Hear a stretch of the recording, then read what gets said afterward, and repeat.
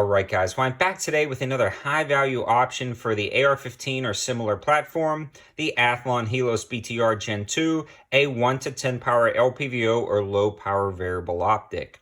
Having something like this is really nice because it's a jack-of-all-trades style optic and a very versatile option for personal defense up close and long-distance shooting. And the fact that this is a 1 to 10 really blows me away because of the price and quality. If you're unfamiliar, that 1 power setting can be used as a red dot up close for personal defense, and this one has an illuminated reticle. And to kind of put it into perspective, most people rely on a 3 to 9, or a lot of people rely on a 3 to 9 for basic shooting on top of an AR platform, a bolt-action rifle for deer hunting. And a 3 to 9 is generally a very good versatile option. So this has that 10 power zoom better than the 3 to 9, but it also drops down to the 1 power setting for CQB. This is a really, again, versatile option for that 16-inch style barrel AR-15 where I think this really shines on. This also has an incredibly nice reticle, which we'll dig into a little bit more in a minute, and it comes in at an affordable price considering other 1 to 10s on the market are pretty elevated in price. This one is a second focal plane optic, which I absolutely love. A first focal plane optic, the reticle zooms in and out as you zoom in and out. That's nice to range at every single zoom level, and the hash marks and tick marks are only going to be true at the 10 power setting on this optic. But what that allows is the 1 power setting, the reticle is still very large, meaning you can actually use this as a red dot up close, and the reticle doesn't disappear at the 1 power setting like some first focal plane optics. So I think they really nailed it with all the choices on the specs and features of this optic. Now I want to give a huge shout out to Optics Planet for sending this over to the channel.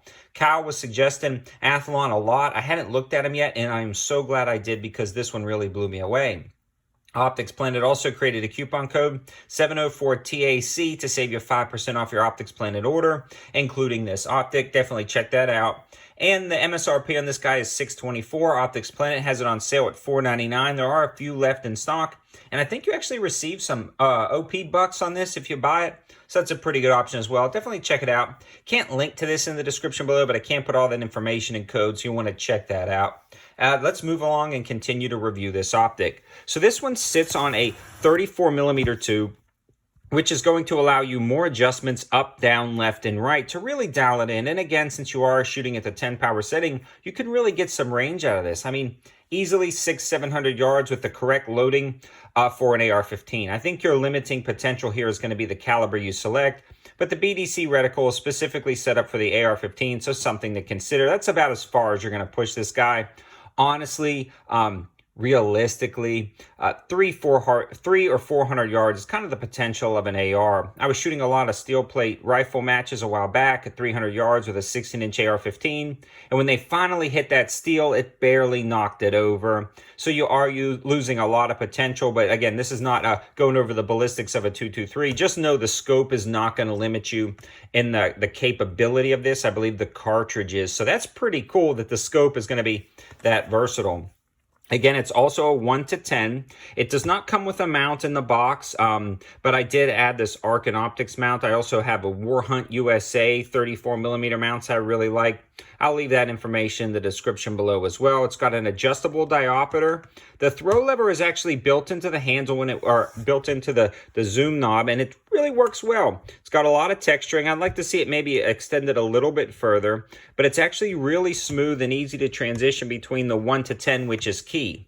Say you're tracking something across a field, you're hunting or something like that. You can put it at that 1 or 3 power setting, get a wide field of view, kind of see where everything's going, and when you want to take that shot, quickly flip up and zoom to that 10 power setting and use those hash marks to judge range or distance, and that's going to allow you to take that shot accurately. It's got cap turrets and an illumination knob located on the side.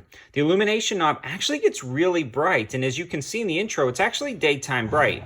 Not the brightest I've ever seen, don't get me wrong, but it's definitely perfect for personal defense, CQB shooting, defensive situations or hunting, or maybe when your blacked out reticle washes out on a more blacked out target, you can turn the illumination on and pick it up a lot better. So they did an amazing job with that. So I'm pretty impressed at the quality of the illumination and the overall build quality of the optic. The glass clarity is also really nice for a 1 to 10. This truly is a 1 power setting. A lot of 1 to 10s will mess up that 1 power setting, and it won't truly be a 1 power, which will throw you off for your CQB shooting or your close-up defensive shooting. This one truly is a 1 power, and it works out great. And with that adjustable diopter, you will have to kind of adjust it. If you want to take a precision shot at the 10 power and you really want to dial it in, or if you're at the 1 power. So that's going to be something to consider on a 1 to 10. There is that large range. I'm going to show you guys a little bit about the reticle system, as well as talk about the glass clarity of this optic and how, just the overall feel of it is shooting it down at the range. So the manual is really nice, and it explains the reticle in great detail. You can see it explains the hash marks right here in the MOA drops if you're not using the standard 223 or 556. But it is actually designed, as you can see right here, to be calculated for bullet drop of a 223 or 556 using some of these cartridges right here. You can read some more information.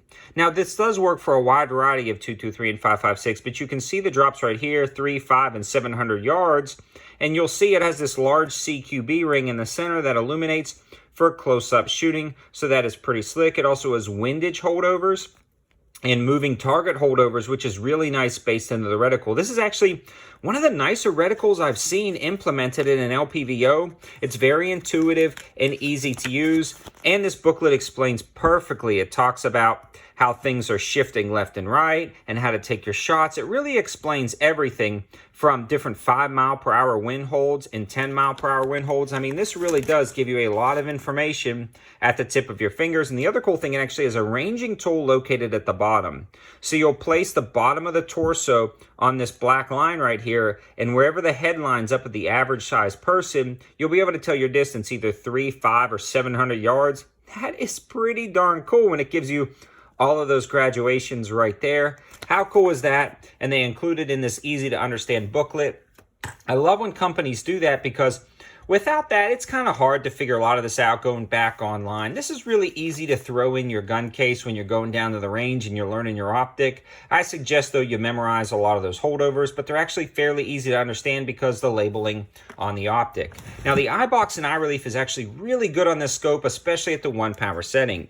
The eye box and eye relief, the eye relief is how far away you can be from the optic itself without that image shrinking down or blacking out. And the eye box is up, down, left, and right, side to side, before you start shifting your head left and the kind of image goes away and blacks out. This one is very forgiving, especially at the 1 power setting. So if you don't get a proper cheek placement or you're shooting around corners, this is really going to just allow you to make that reticle out, that image out further left, right, up, and down to be more forgiving. Also, I put a lot of rounds through it, and it held 0 perfectly, and we got to shoot this at distance using some Callaway ballistics ammo. I want to give a huge shout out to these guys for always supporting the channel. They send out ammunition for us to do all these tests, and without their support, we couldn't continue at the pace we are right now, because they are sending a lot of ammo. They make remanufactured, new manufactured ammunition. They just did a price drop on all their 9mm. Definitely check it out. Reman 9, new manufacturer 9, as well as subsonic 9mm at affordable prices. And I've got the code 704TACTICAL for free shipping on ammo orders over $200. You can save yourself a lot of money by checking those guys out. Good ammunition, and it worked well through this rifle. I'm also shooting it on top of an Alpha Shooting Sports 16-inch AR-15 upper. Haven't reviewed their uppers in a while, but they are making some impressive stuff, so stay tuned for their Black Friday sale on this particular upper. You'll definitely want to subscribe to the channel if you haven't done so, because you won't want to miss the upcoming Black Friday deals. In summary, if you're looking for a versatile jack-of-all-trades optic that's really easily used at the 1 power setting and all the way out to the 10 power setting and not looking to break the bank, again, the MSRP on this guy is $624, and you can find it on Optics Planet's website for $499, but with the code 5% off, you can drop it down well below $500, and those 50 OP bucks that you can get extra. This gets into an affordable scope that you don't have to break the bank, and it really is competing with some top-tier scopes, given all the specs, features, reticle selection, and brightness of the reticle system itself on that illumination. I'm a big fan of this. I think you'll like it too. All the information and linking, if allowed, will be in the description below. Thanks for watching, guys. Have a good one.